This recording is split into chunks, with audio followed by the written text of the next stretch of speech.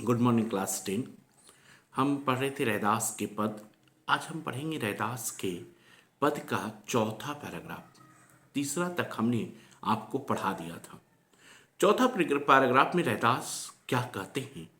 कहते हैं, राम बिन सांसे गाठी ना छूटे। रैदास कहते हैं कि राम के बिना, राम की कृपा के बिना मन में व्याप्त संदेह का बंधन टूट नहीं सकता है। काम, क्रोध, मोह, मद, इन पंचन मिले लूटे। काम मतलब होता है वासना, क्रोध मतलब गुस्सा, मोह मतलब लालच, मद मतलब अहंकार, घमंड, और माया, माया का मतलब होता है ममता, प्रेम भावना। ये पांच विकार है। ये पांचों मिलकर मनुष्य के भक्ति भावना को नष्ट कर डालता है। कवि लिखता है कि हम बड़ कवि कुलीन, हम पंडित, हम जोगी सन्यासी, ज्ञानी गुणी सुर हम दाता, यहू मते कदी ना नासी। कवि कहता है कि जिसके कारण मनुष्य के मन में पैदा होने वाले इन भावों को कभी भी नाश नहीं हो पाता है। जिसके कारण मनुष्य के अंदर, मनुष्य के मन में पैदा होने वाले इन भावों को कभी भी नाश नहीं हो पाता है। जिसके विषय में वह हमेशा सोचता रहता है कि हम सबसे बड़े कवि हैं, हम सबसे उच्च कुल में पैदा हुए हैं, सबसे बड़े ज्ञानी हैं, हम योगी और सन्यासी हैं, ज्ञानी, गुणवान, सूरवीर भी और तथा दानी भी हम ही हैं।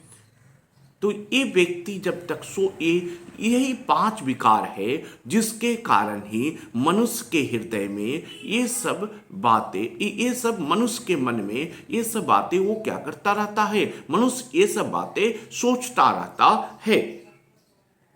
और मनुष्य के अंदर जब तक ये विकार रहेगा वो ईश्वर की भक्ति में उसको दिल नहीं लग सकता है। ईश्वर की भक्ति से वो कोसों दूर रहेगा।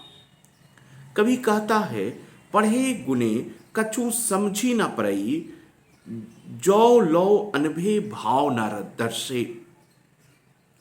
कवि कह रहा है कि मन में जब तक सहजता की भावना, ईश्वर के प्रति भक्ति की भावना नहीं जागती, तब तक वेद पुराण का ज्ञान भी व्यर्थ हो जाता है। जब तक मन में ईश्वर की भक्ति नहीं जागती, जब तक मन में ईश्वर की वंदना नहीं जागता, ईश्वर के प्रति स्नेह नहीं जागता, तब तक जो ज्ञान है, वेदों का ज्ञान है, पुराणों का ज्ञान है, धर्म ग्रंथों का ज्ञान है, सब व्यर्थ है। उचित अनुचित को समझ नहीं हो पाती है। कभी यहां पर लिखता है, उदाहरण दिया है, लोहा हर ना हुई धू कैसे, जो पारस नहीं परसे। क्योंकि बिना पारस के स्पर्श से कभी भी लोहा सोना नहीं हो सकता है। बिना पारस के स्पर्श से कभी भी लोहा सोना में नहीं बदल सकता है। कभी रैदास कहते हैं, कहे रैदास से और आसमझी, भूली परे भरम भोरे, एक अधर नाम नर हरि को, जीवनी प्राण धन मोरे। कवि रैदास जी कहते हैं कि व्यक्ति के मन में मूर्खता के कारण मन में व्याप्त संदेह सब कुछ भुला देता है।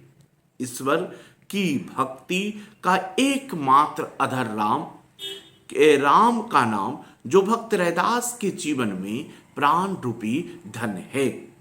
अर्थात जिसकी आत्मा में ईश्वर समाया हुआ है, उसे उसकी भक्ति भावना पर विश्वास है।